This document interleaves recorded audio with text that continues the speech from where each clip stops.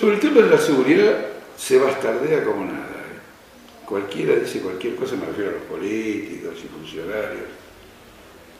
¿Qué cosa más importante hay en una sociedad que la seguridad? En cierto modo la seguridad y la libertad van de la mano. Está claro, yo me siento libre porque me siento seguro. No me siento seguro porque me siento libre. Cuando la inseguridad ciudadana es muy intensa, lo que estamos viviendo es la debacle del Estado. Quiere decir que el régimen social y su organización política están en descomposición, porque históricamente han garantizado algún nivel de seguridad y hoy todo eso se ha desplomado. No se lo puede separar.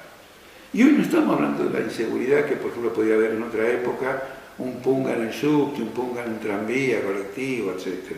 Siguen existiendo los pungas, pero no es eso lo que más preocupa a la ciudadanía. Lo que más preocupa a la ciudadanía es una violencia generalizada en el delito, una escala sin precedentes del delito, y hay que preguntarse a qué se debe. Todo ese delito es la consecuencia de que en la sociedad capitalista el crimen y la inseguridad es un negocio. Por ejemplo, el narcotráfico. Por ejemplo, la trata de personas. Un negocio como fabricar chinchulines. Lo que importa es el beneficio que se obtiene al final, sin mirar que se trata de la vejación de la persona humana. Y para poder desarrollar eso, este negocio se entrelaza con dos instituciones fundamentales. Los aparatos de seguridad, por un lado, que son cómplices, que encubren, que ayudan y que se benefician de este tipo de negocio, y los bancos.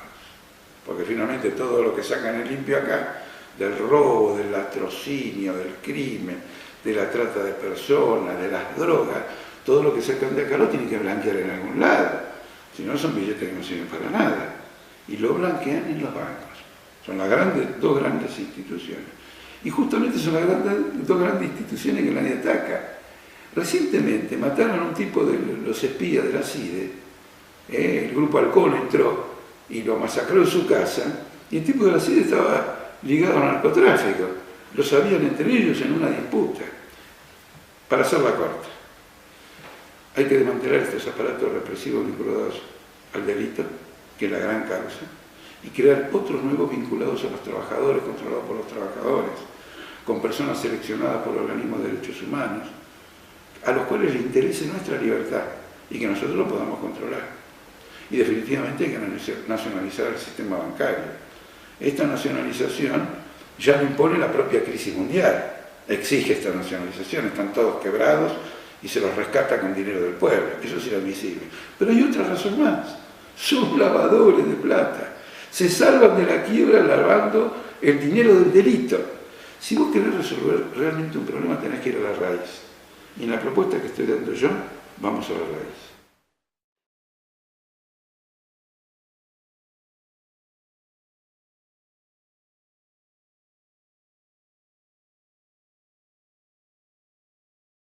Para combatir la inseguridad, la primera medida que tomaría sería destruir el ensamblaje entre el aparato del Estado y las grandes organizaciones del delito. Y en el aparato del Estado me refiero a los políticos capitalistas que dirigen el Estado, los burócratas que dirigen el Estado y a sus aparatos de seguridad que vienen de la época de la dictadura militar. Y al mismo tiempo organizaría y llamaría a la organización de todos los barrios para que ejerzan un control sobre comisarías y todo lo que tiene que ver con la seguridad y la actividad en el barrio, para que distingan quién es un delincuente de lo que es un joven o alguien mayor que actúa por desesperación social y encaminen a este último por la senda correcta y castiguen a aquel que efectivamente es un elemento antisocial al servicio de organizaciones que conspiran contra la tranquilidad ciudadana.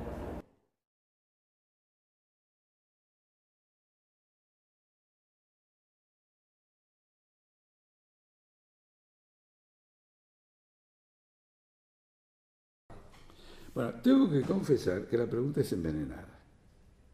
Porque al singularizar el tema de la marihuana, dice, bueno, che, mirá, la marihuana, total, un porrito acá, un porrito allá, no pasa nada.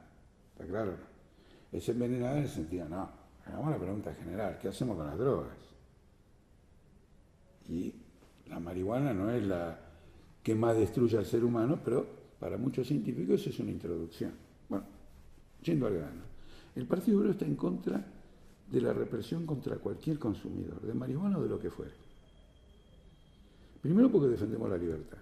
Y en segundo lugar porque sostenemos que la represión agudiza los problemas que uno quiere resolver. Pero estamos en contra de toda represión. En segundo lugar porque quien se encarga de la represión es, como dice la muchacha de hoy, la yuta. Y todo refuerzo a la yuta es un refuerzo a los narcotraficantes. Así que creyendo que resolver un problema, en realidad lo estamos agravando enormemente. Entonces, no hay que reprimir absolutamente a nadie, pero no tenemos que hacer lo que están pidiendo muchos gobiernos, diciendo, bueno, que se legalice todo. No, no vamos a legalizar la producción. Los campesinos en Colombia no quieren cultivar coca. Lo que quieren cultivar coca son los latifundistas de Colombia. Los campesinos quieren una reforma agraria. Entonces nosotros somos partidos de una reforma agraria para que se produzcan alimentos y todo lo demás, y no para que se produzca cocaína en definitiva. Pero por otro lado, la gran responsabilidad la tenemos nosotros mismos y el movimiento obrero. Porque en la historia del capitalismo este problema se planteó con anterioridad, cuando el gran flagelo era el alcoholismo.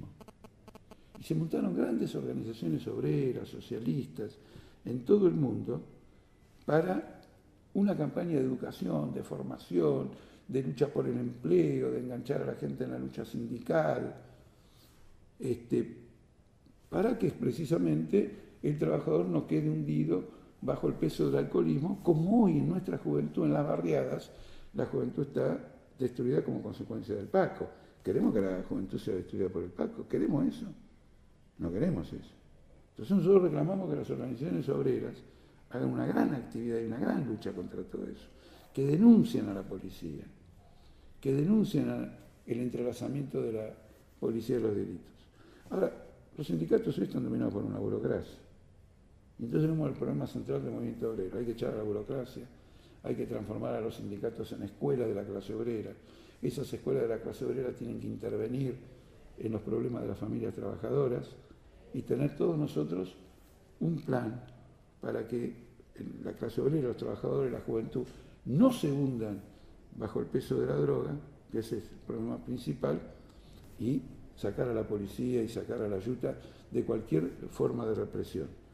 No debe haber penalización para el consumidor, hay que ir a la raíz de la lucha del flagelo de la droga, del negocio del cual hablé en un tema anterior, de ese gran negocio del cual se alimentan los delincuentes, los bancos y los aparatos de seguridad.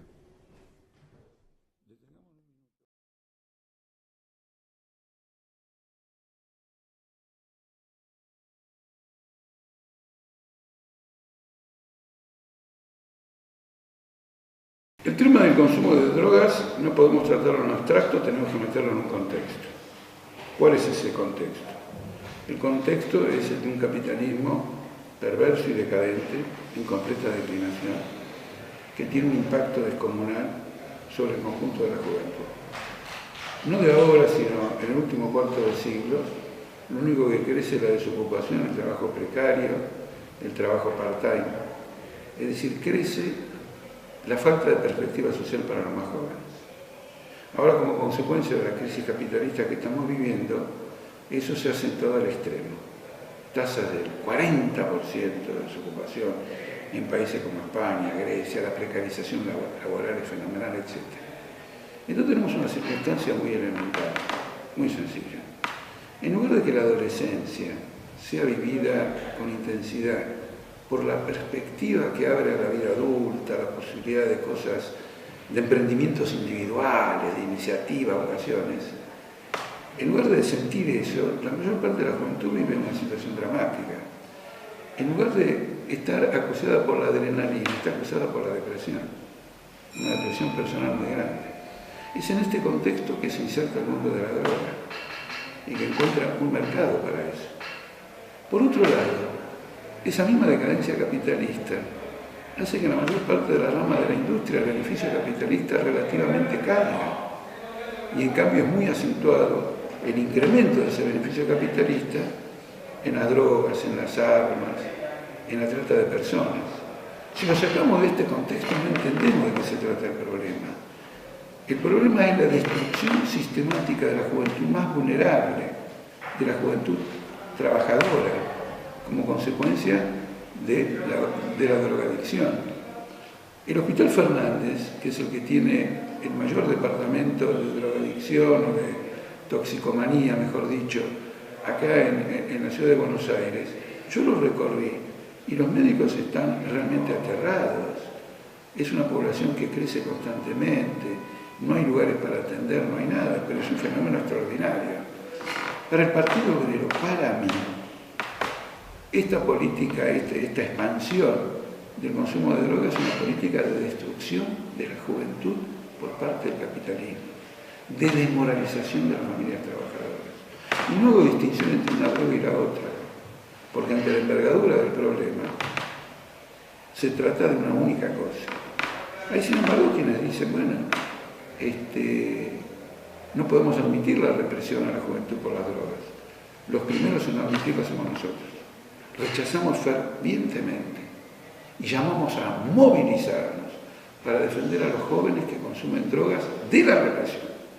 La represión no tiene ningún lugar que hacer aquí. La represión es la represión del mismo Estado que promueve la destrucción de la juventud. Además, nosotros somos un partido libertario. Nosotros luchamos por la abolición del propio Estado, que es una maquinaria de represión. Ninguna represión a la juventud. Pero no es una salida el tema de dar la libertad de producción de drogas. Fíjense hasta qué punto no hay ninguna salida.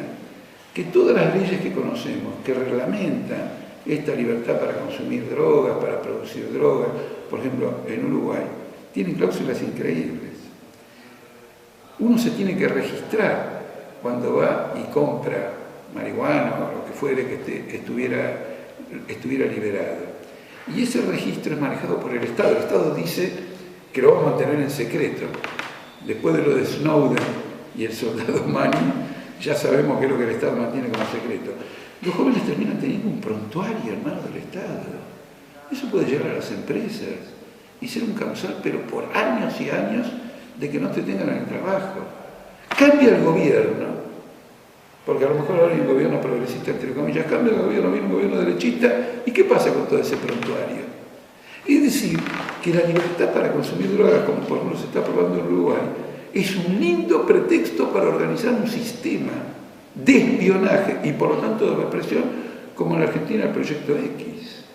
El tema de la droga en América Latina además tiene una importancia adicional.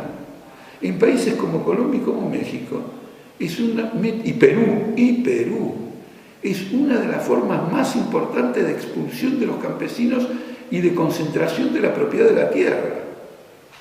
Por eso no se puede luchar, lo digo adicionalmente, contra el narcotráfico si no es impulsando una gigantesca reforma agraria. El Partido Obrero te dice lo siguiente: organicémonos para darle a la juventud nuestra, a la juventud trabajadora, una perspectiva. Y la adrenalina la vas a conseguir cuando te encolumnes en una lucha, cuando te asocies a una causa positiva como la causa del socialismo, como la causa, lo digo con todas las letras para que no haya ningún equívoco, cuando te alinees y te organices y te movilices y entregues lo mejor y lo más creativo que tenés vos por la revolución socialista, por el gobierno de los trabajadores. Entonces, de nuevo, vamos a tener una perspectiva de futuro. Y en la medida que tengamos una perspectiva de futuro, tenemos todo en nuestras manos. Esta es la inequívoca posición del Partido Obrero y, para subrayártelo más, la inequívoca posición mía.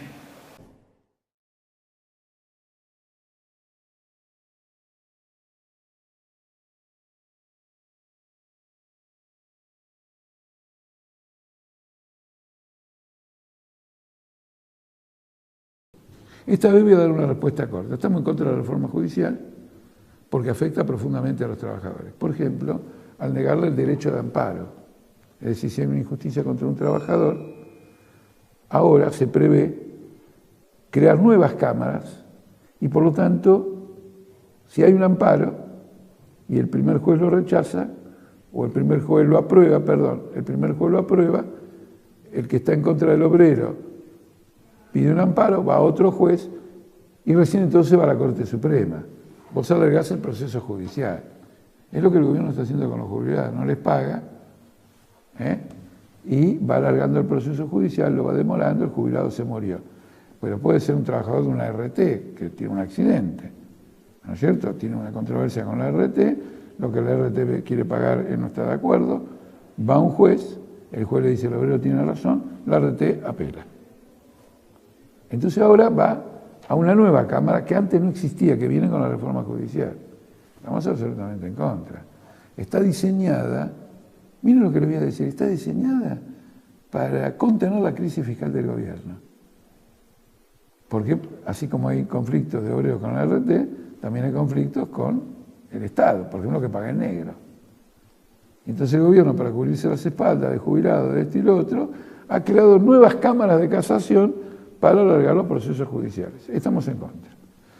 Lo que nosotros proponemos de un modo general, y quiero aprovechar la pregunta para eso, es lo siguiente. Nosotros somos partidarios de la elección de todos los fiscales y del fiscal general, que en este caso es la procuradora Gil Carbó, por el pueblo, y el derecho a revocarlos, y la elección de los jueces, y el derecho a revocarlos. No somos partidarios de que una camarilla formada en el pasado por el Senado y el Poder Ejecutivo, y ahora por el Consejo de la Magistratura, ponga a políticos o a jueces amigos para cubrir sus propias corruptelas y joderlo a los trabajadores. Que sean electos, que sean electos. Si son electos, el pueblo va a estar interesado en seguir cuál es la actitud de cada juez.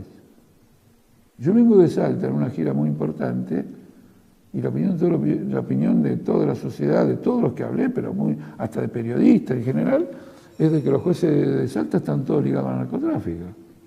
¿Quién lo va a echar? ¿El gobernador de Salta? Sí, él fue el que lo nombró con el acuerdo del Senado. No hay solución. Tienen que ser electos. Los jueces y los fiscales. Hay muchos países donde los fiscales ya son electos. Y no son países socialistas ni están gobernados por los trabajadores. Pero son cuestiones democráticas que nosotros también hacemos nuestra en el marco de otro sistema social, político, económico, ¿no es cierto? Eso es lo que nosotros proponemos, la elección de todo el mundo. Nosotros somos partidarios de que la papeleta del voto y la asamblea para discutir cómo votar sean el principio organizativo de la sociedad, en nuestro caso de la Argentina.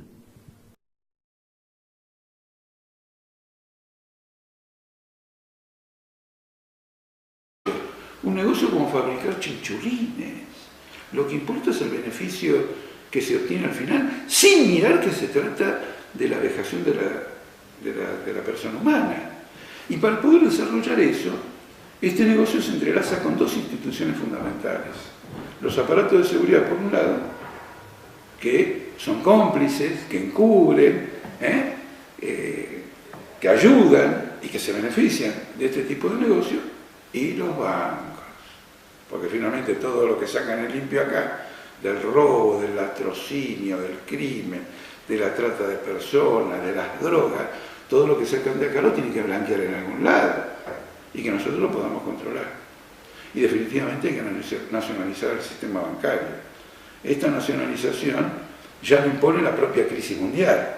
Exige esta nacionalización, están todos quebrados y se los rescata con dinero del pueblo. Eso es inadmisible.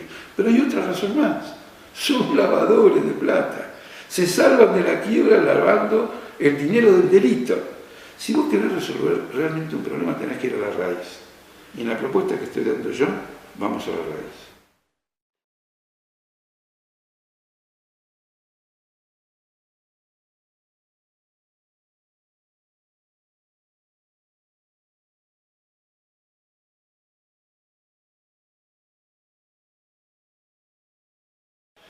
Sobre el tema de la seguridad se bastardea como nada. Cualquiera dice cualquier cosa, me refiero a los políticos y funcionarios. ¿Qué cosa más importante hay en una sociedad que la seguridad? En cierto modo la seguridad y la libertad van de la mano. Claro, yo me siento libre porque me siento seguro. No me siento seguro porque me siento libre. Cuando la inseguridad ciudadana es muy intensa, lo que estamos viviendo es la debacle del Estado. Quiere decir que el régimen social y su organización política están en descomposición, porque históricamente han garantizado algún nivel de seguridad Y hoy todo eso se ha desplomado.